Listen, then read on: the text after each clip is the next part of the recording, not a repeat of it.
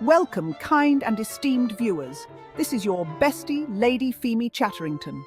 Are you ready for the latest dose of saucy scandal amidst the illustrious ton? Do get comfortable and join me for a spell. Pour yourself a cup and let's sip on some hot English tea together. And please don't be shy when tempted to reach for the biscuit tray. Sometimes you need something a little sweet to wash away the naughty from your palate. My dears, gather close, for I have an update to share that might make your heart race and your cheeks flush with wanton delight. As you recall, we last left Lady Constance propositioned between love and an ultimatum. Lady Constance Fairmont, for all her beauty and charm, is a woman who understands the power of negotiation, especially in matters of the heart. She knew that if she were to relinquish her precious independence, it would not be without exacting a price that would ensure she remained at all times in full control of her destiny.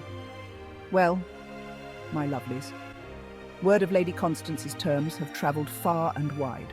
She is a cunning and clever woman, and we should all admire her brazen penchant for extricating herself so elegantly out of the most precarious predicaments and using them to her benefit. Her first condition was a separate estate, one that would belong solely to her, not as a wife, but as a woman of means in her own right. Constance insisted that this estate be legally and financially hers, untouched by any marital claims or obligations.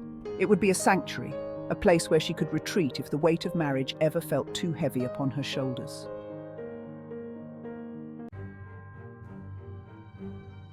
Secondly, she demanded the freedom to travel as she pleased, with or without her husband. She adored the thrill of exploration, the intellectual stimulation that came from meeting new people and experiencing different cultures. Sebastian, of course, would be welcome to accompany her, but she made it clear that she would not be tethered to his side like a lapdog. If she wished to journey to Paris or Venice, to immerse herself in the culture, and of course, garner the latest fashions, or even to the English countryside for a time, she would do so all on her own terms.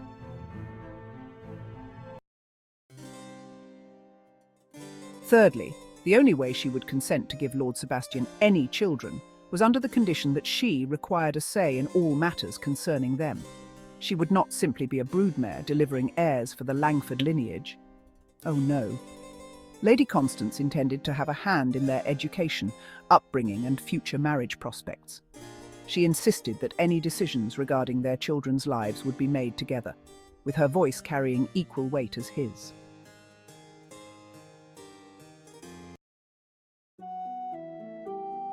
And then there was the matter of intimacy. Lady Constance, ever the realist, understood the temptations that came with marriage, particularly for a man as virile as Sebastian, who had known the pleasures of the flesh long before she had ever entered his life. She would never tolerate infidelity, but neither would she be naive about it. She made it clear to him that she required honesty, devotion and loyalty, and for them both to respect the sanctity of their marriage vows. However, should Sebastian ever find himself tempted by another, she expected to know the truth. And in return, she would grant him a freedom most wives would balk at, the choice, and the freedom to walk away from her, no questions asked, if his marriage to her ever became more of a burden than a joy.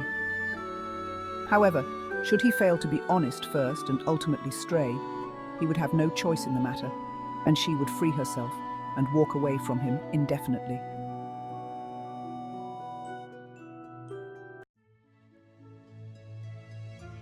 Finally, and perhaps most audaciously, Lady Constance required a contract, a written agreement detailing every term she had set forth. This document, sealed and witnessed, would serve as her safeguard, her shield against the potential erosion of her independence. Sebastian, to his credit, did not recoil at her demands. In fact, he found himself confronted with the realization that he truly loved her and never wanted to do anything that would jeopardize their union, or him losing her. He was further impressed and even more enamored with her fierce determination to remain her own woman. He knew that to win Constance's hand under such conditions was to secure not just a wife, but a partner, an equal, and a love that would burn fiercely for all their days. So it was, dear viewer, that their marriage began. not as a conventional union, but as a daring, unprecedented partnership. The terms were set, the contract signed, and their life together commenced with a mutual understanding that neither would ever fully surrender to the other, but instead they would walk side by side, each as free as they were committed.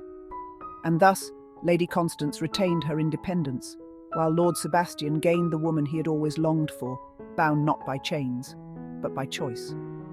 And thus, dear viewers, the most scandalous union was forged, a marriage that would be whispered about in drawing rooms and ballrooms alike, a marriage where love and independence danced hand in hand, defying every expectation.